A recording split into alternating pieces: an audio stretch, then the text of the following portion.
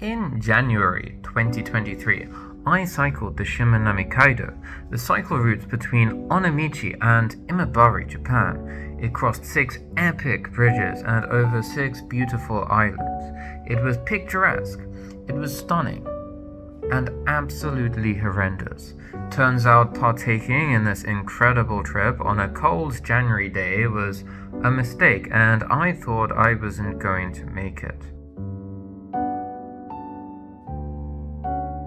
It's not a story I was going to tell, but with no video online warning the possible dangers of this scenic island hopping adventure, I think it's a video worth making. Please subscribe and let's go. The plan was to take 2 days to cycle the SHIMANAMI Kaido, with an overnight hotel booked in Omishima. Starting in Onamichi on the 24th of January, I rented a bike and set off. It was a bit chilly and it did start to snow a little bit, but I felt quite relaxed, and in that moment, the trip felt completely capable. I cycled across the first island called Muka-Ishima with ease. To get to Island 2 in Oshima, I had to cross a giant bridge. This bridge was like a wind tunnel. The bike had to be pushed because the gust was so powerful, a sign of things to come. Coming off the bridge, I looked at the map located at the bottom of the hill. You see, on this island there are 3 cycle routes, an easy, an intermediate, and an advanced route. I somehow found myself on the advanced route. I realized this, but decided to keep going. I felt like I could do this. I like a little challenge. However, this was a big challenge. The route was 24 kilometers and involved going uphill and then downhill, then uphill, then downhill, and then again and again, just lots of ups and downs. The eerie and desolate towns that passed me by were quite unusual. However, it did make me absolutely exhausted. I cut off a part of the island by taking this road. By the time I had finished, it was 3 p.m. At this moment, my priority was to finish the next island, Ikuchijima, before nightfall. I found out from the prior night that the temperature in Japan drops from 0 to -5 degrees after the sun sets.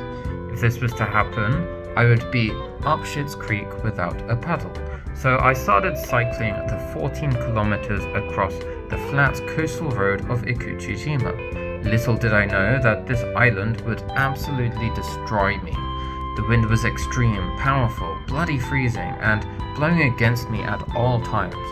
The wind was so extreme that all the cycling felt like I was cycling uphill. Words can't describe how tough this island was. If I took my gloves off to take a photo, my hands would freeze in 10 seconds. So I didn't take any photos. Not only this, the sun in the sky was slowly descending, and if I did not get to my hotel by sunset, I would be in serious trouble. Not a single bike passed me on this island. At this point, I knew I was foolish for attempting this on a cold, gusty January day. By the time I got to the top of the bridge, it was 5:30 p.m. Darkness started to surround me. All I had to do was cross this bridge. However, this bridge was high off the ground. The wind was insane. My initial thought was just do it. Get it over and done. I started walking with the bike, with the freezing wind blowing harshly against me. I soon reached the first column of the bridge, and this was ridiculously difficult. A huge gust caught me, and I could barely walk against it. I wanted to give up. A tear streamed down my face as I looked backwards. I couldn't go back. There was nothing there. A few more steps and the gust stopped. It was channeled by the pillar.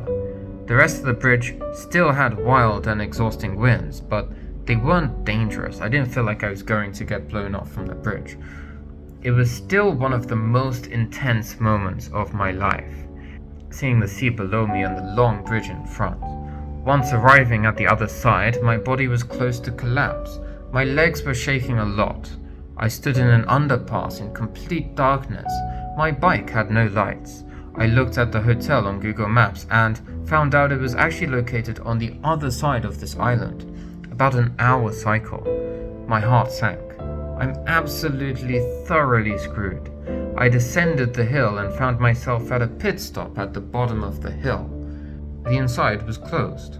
I tried to gain strength by resting under an outside shelter, but there was nowhere to rest and it was so very cold. I decided to continue, but I could barely cycle. My legs pushed and pushed, but barely made any distance. I crossed a small hill, taking far longer than it should have. I knew at this point I could not make it to this hotel. Then, as if someone heard my cry, I see a shining light in the distance saying hostel. I couldn't believe my eyes. I opened the door of the hostel looking like a pale, shivering ghost. I booked in, ate some food, texted my mother that everything was going okay, then went to sleep. The rest of the trip on the following day was scenic, peaceful, bloody cold, kind of windy, but overall manageable. But the day before was still ringing through my head. It definitely genuinely frightened me. You may think I was foolish for doing this, but there is nowhere online stating anything about dangerous winds. If there is one piece of advice I could give, it would be to travel the opposite way if it's a windy day. Also, maybe do not do this in January. I'm glad I did it, as this is a cycle ride I've wanted to do for many years, but it's not something I'm going to remember positively. At least I did better than that British couple. I think this is Japanese for Alex and James, stop here and turn back. What do you reckon? Do you agree? Okay, let's listen to the sign. Anyway, because I'm alive, I'm going to continue making videos. Please subscribe to my channel. See you in the next video.